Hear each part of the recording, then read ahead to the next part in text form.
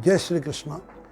आज मैं आपको अति दिव्य और अति उत्तम जो सकारात्मक ऊर्जा हमारे जीवन की एक आधारशिला जो हमें सफलता की ओर निरंतर ले जाती है, उस महान शक्ति के बारे में बता रहा हूँ।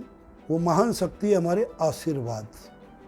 आशीर्वाद में वो शक्ति है जो इम्पॉसिबल को भी पॉसिबल कर देती है और असंभव को भी संभव बना देती है।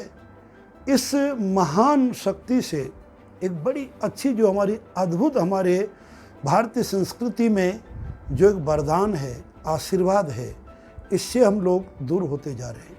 आशीर्वाद कब मिलता है?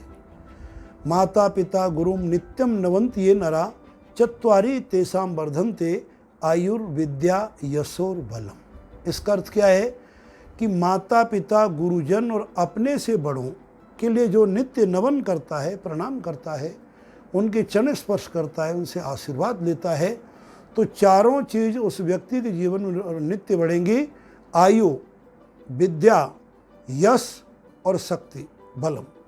इन चारों चीज़ों से ही व्यक्ति की सफलता का एक मापदंड होता है कि व्यक्ति कितना जल्दी सफल होगा।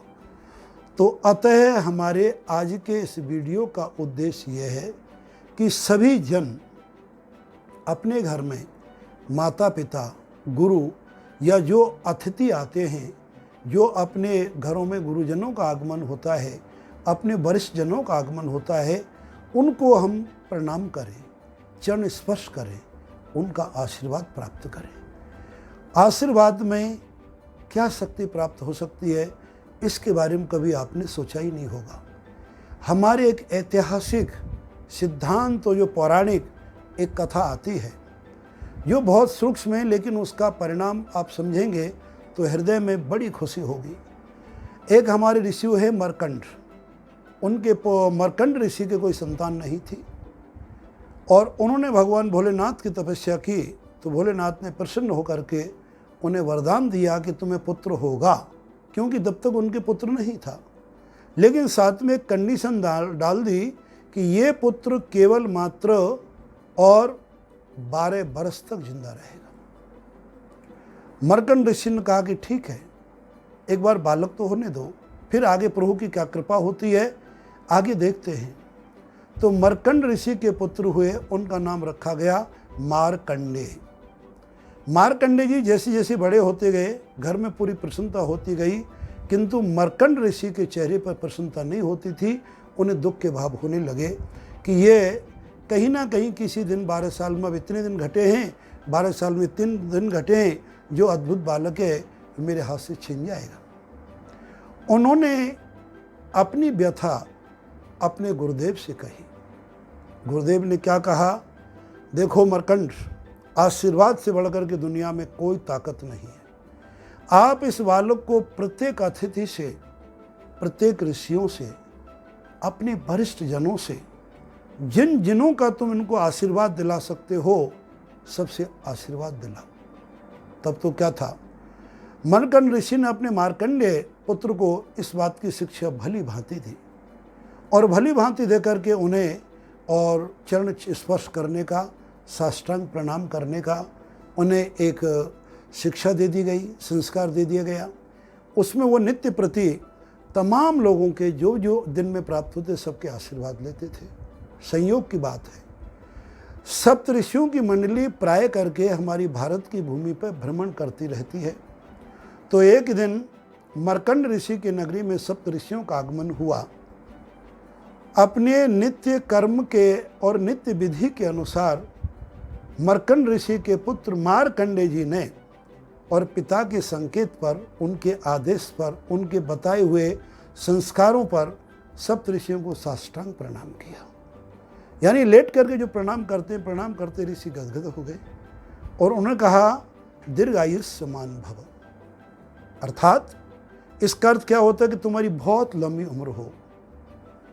मरकंड ऋषि इस समय की प्रतीक्षा में थे। उन्होंने हाथ जोड़ के निवेदन किया है, सप्त ऋषि हो, तुम अपना ये वरदान वापस ले लो। ऋषि उनका क्यों? कि महाराज ये भगवान शिव का दिया हुआ बालक है, इसकी उम्र केवल मात्र 12 साल है और आपने इसको दीर्घायुष्मान का आशीर्वाद दे दिया, जबकि बालक 10 वर्ष का करीब हो चुका है। क्या 2 वर्ष के लिए ही दीर्घायु का शब्द का प्रयोग करेंगे, चिरंजीवी शब्द का प्रयोग करेंगे? ऋषियों ने अपनी दिव्य दृष्टि से देखा और यथार्थ में उनकी आयु केवल मात्र 2 साल की रह गई थी। तो क्या था? ऋषियों ने अपने तपोबल से उस बालक की आयु बढ़ाने के लिए और ब्रह्मा जी को प्रकट कर लिया। ब्रह्मा जी से आग्रह किया कि प्रभु, हम आपके दास हैं, हमने जो आशीर्वाद दिया वो आशीर्वाद झूठा ना हो, इस बालक को लंबी उम्र का और कोई विधान करो। ब्रह्मा जी कहा, ये भगवान भोलेनाथ का दिया हुआ वरदान है। विष्णु से मैं प्रार्थना कर सकता हूँ, भोलेनाथ से प्रार्थना कर सकता हूँ, लेकिन उनके आयु के प्रमाण को कम ज़्यादा नहीं कर सकता। समस्या गंभीर होती गई, इस चीज़ का निराकरण नहीं हो रहा है। ऋषियों ने कहा कि हमारे बालक को हमने आशीर्वाद दिया है तो दीर्घ आयु वाला, अर्थात बहुत लंबी आयु वाला और चिरंजीवी बालक होगा। चिरंजीवी शब्द का भी अर्थ लंबी उम्र से ही लिया गया है। और इधर 2 साल की आयु शेष है। हमारे ज्ञान के अवतार, भक्ति के अवतार नारद जी वहाँ प्रकट हो गए। आगे बोल, भाई क्यों विवाद हो रहा है कि महाराज ब्रह्मा जी से आग्रह किया जा रहा है कि इस बालक की आयु बढ़ाई जाए। ब्रह्मा जी ने कहा कि भगवान शिव के आगे मैं अपना कोई वचन प्रमाणित नहीं कर सकता। तो उन्होंने कहा कि क्या लिखा है? नारद जी ने कहा कि लिखा क्या है इनकी आयु के बारे में कि महाराज 12 वर्ष उम्र लिखी है। 12 वर्ष के आगे पीछे, बोले आगे पीछे मतलब क्या? बोले हे ब्रह्मा जी, ये जो वर्ष शब्द है ये तो एक सामान्य शब्द की संज्ञा है। देव वर्ष प्रमाण अलग होता है, मनुष्य वर्ष प्रमाण अलग होता है, गंधर्व वर्ष प्रमाण अलग होता है। तो आपने 12 वर्ष लिख दो देव प्रमाणम, यानी मनुष्य की आयु नहीं, देव की प्रमाण। देव प्रमाण का कितना बड़ी आयु हो गई, कई युग बीत जाएंगे, कई चतुर्युगी बीत जाएंगी, तो भी 12 साल देवताओं की नहीं होती है। उसको सुन के ब्रह्मा जी मुस्कुराए और नारद जी की चतुराई पर उन्होंने उनको गुणानुवाद गाया।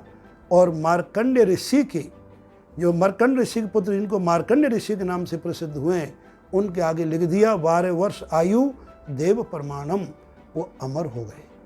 अतएव आशीर्वाद से वो ताकत है, वो शक्ति है, वो एक अद्भुत ज्ञान का पुंज, एक अद्भुत सकारात्मक ऊर्जा का एक स्रोत है जो हर आदमी उसे बड़े सहज में विनम्रता से प्राप्त कर सकते हैं। आप सभी लोग अपने से बड़ों का आशीर्वाद लेके देखें, माता पिता गुरुजनों के चरण स्पर्श करके देखें। उनका आशीर्वाद मिलकर आपके जीवन में कितना सुखद, कितनी सफलता, कितनी उच्चता आपको प्राप्त होगी, जिसका मापदंड संसार का कोई प्रमाणित नहीं कर सकता। वो अप्रमाणित तरीका से, यानी एक अनगिनत तनी से इन्फिनिटी की तरह आशीर्वाद आपको मल्टीपल होता चला जाएगा। अतः आशीर्वाद की शक्ति को पहचानो और सभी आशीर्वाद लें। जय श्री कृष्ण।